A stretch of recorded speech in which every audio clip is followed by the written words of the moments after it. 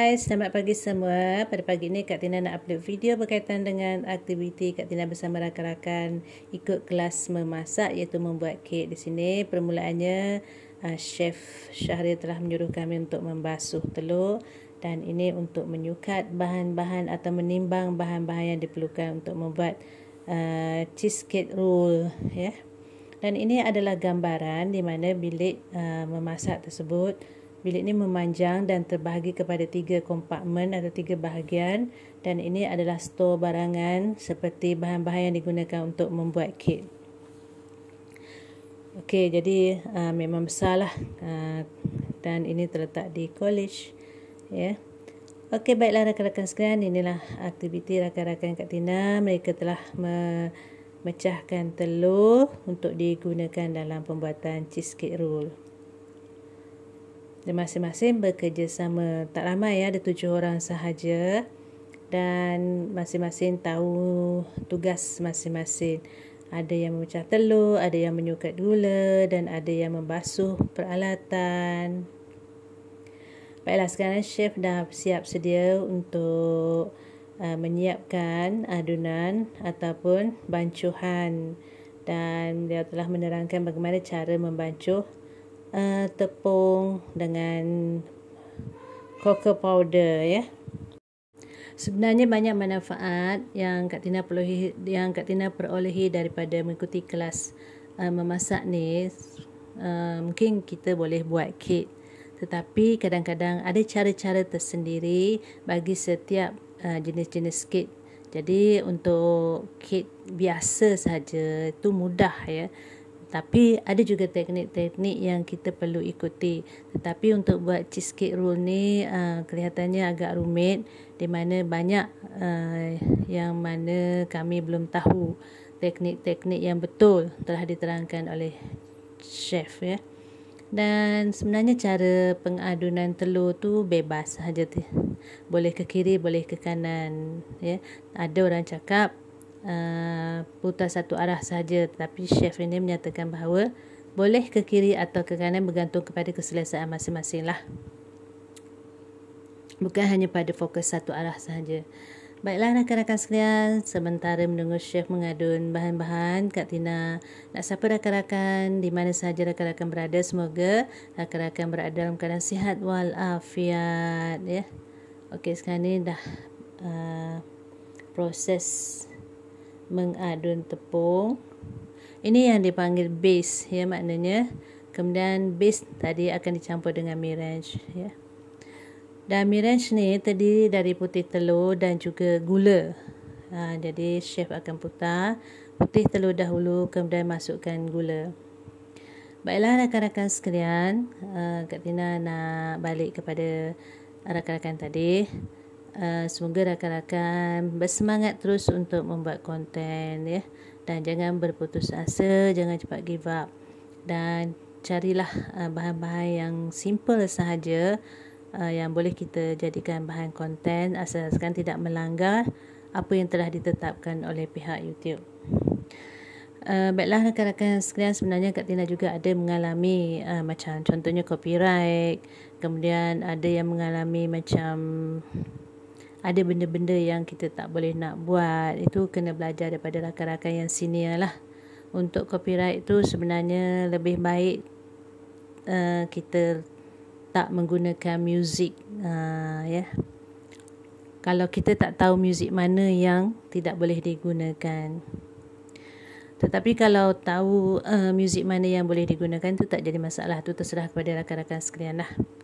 Okey, sekarang ni chef telah masukkan bekas pengadun di mana nak buat meringue. Meringue ni adalah bahan yang perlu dimasukkan dalam base tadi. Okey, sebenarnya kelas ini adalah kelas pertama kali Kak Tina ikuti bersama dengan adik Kak Tina. Ini bukan kelas percuma, ini adalah kelas bayaran, dan sebenarnya ada kursus-kursus untuk jangka panjang lah, tapi Kak Tina tak dapat nak ikut lah sebab kesibukan waktu dan masa. Sebenarnya Kak Tina pun ada kerja, iaitu part time job, dan juga ada tugas-tugas lain yang perlu Kak Tina jalani. sama ada tugas di rumah atau di luar rumah. Di samping tanggungjawab menjaga 12 ekor kucing. Okey, bagi rakan-rakan yang tahu, Kak Tina ada 12 ekor kucing yang perlu Kak Tina jaga. Bukan setakat jaga, tapi pelihara dan bak kata orang tu beri kasih sayang, merawat, ya. Itu dia. Baiklah rakan-rakan sekalian, sekarang proses untuk bak miraj. Proses pertama ialah memukul atau blender telur, putih telur sahaja. Untuk kek ni, putih telur sahaja, tidak boleh ada sedikit pun kuning telur. Jadi masa proses pengasingan tadi memang dijalankan secara berhati-hati. Dan sekarang ni proses memasukkan gula. Baiklah rakan-rakan sekalian, Kak Tina juga nak ucapkan ribuan terima kasih kepada rakan-rakan yang sudi like, subscribe dan juga komen di video Kak Tina. Dan Kak Tina juga ucapkan ribuan terima kasih kepada rakan-rakan yang sudi menonton tetapi tidak like dan subscribe, ya. Itu tidak ada masalah bagi Kak Tina, sebab Kak Tina tahu mungkin ada sebab-sebab tertentu kenapa rakan-rakan tidak like ataupun subscribe. Dan sekarang ni adalah proses pencampuran antara miraj dengan base tadi, ya. Dan sebenarnya untuk buat cheesecake roll ni kita tak boleh over mix, tak boleh over cook, ya.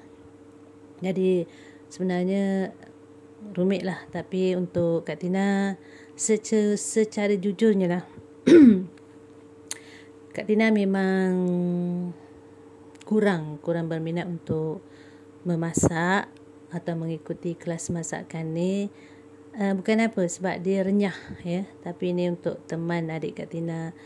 Jadi Kak Tina ikut sekali. Alhamdulillah, banyak jugalah ilmu yang Kak Tina perolehi. Kak Tina lebih suka menjahit, sebab bila menjahit ni kita boleh berhenti bila-bila masa sahaja. Tapi kalau nak memasak ni kita kena selesaikan sampai habis, dari proses pembuatan, dari proses memasak dan dari proses mencuci. Itu yang kadang-kadang Kak Tina tak sanggup lah. Sebab bahan-bahan ni bukan apa, ada yang melekit, ada yang berminyak, ya. Sedangkan nak masak harian pun kadang-kadang itu malas. Tapi yalah, okey, sebagai penambahan ilmu, Kak Tina ikut juga kelas ni. Alhamdulillah. Ikut kelas ni okey lah, tapi belum cuba lagi nak buat kek. Yelah, kadang-kadang kita buat kek kan ada bantat, ada tak naik kek dia kan. Kemudian cara proses pembuatan krim juga. Tu perlu kita tahu teknik pembuatan krimnya. Okey. Dan ini adalah bancuhan yang kedua, di mana salah seorang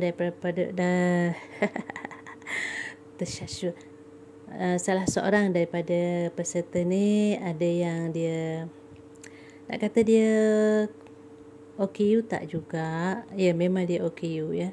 Tetapi dia ada semangat nak ikut kelas. Dan yang sedang mengadun gula tu, yang ada pegang yang kuning tu, senduk kuning tu, dia lah. Tapi dia bersemangat. Okey, kek tadi dah masak dan ini proses penyejukannya.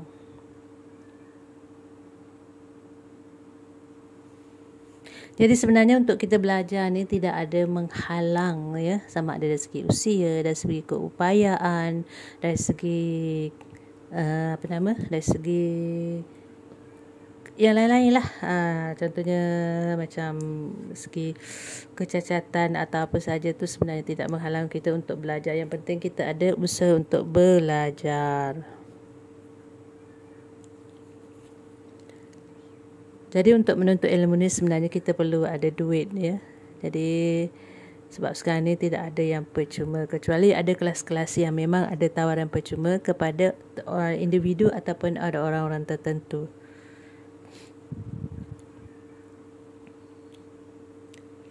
Dan sekarang ni ini adalah krim, ya, krim yang telah digunakan tadi. Jadi masukkan ke dalam susu tadi. Dan ini proses untuk masak menyalut coklat. Coklat tadi sebenarnya Kak Tina tak tunjuk. Ni proses cara memasak coklatnya.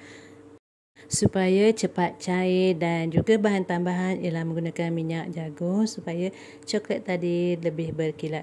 Dan sekarang ni adalah proses untuk penyalutan coklat di kit. Baiklah rakan-rakan sekalian, video Kak Tina pun dah sampai ke penghujung. Kita jumpa lagi di video-video Kak Tina akan datang. Thanks for watching my video. Sedap kan coklat. Okay, bye-bye. Assalamualaikum warahmatullahi wabarakatuh. Dadah.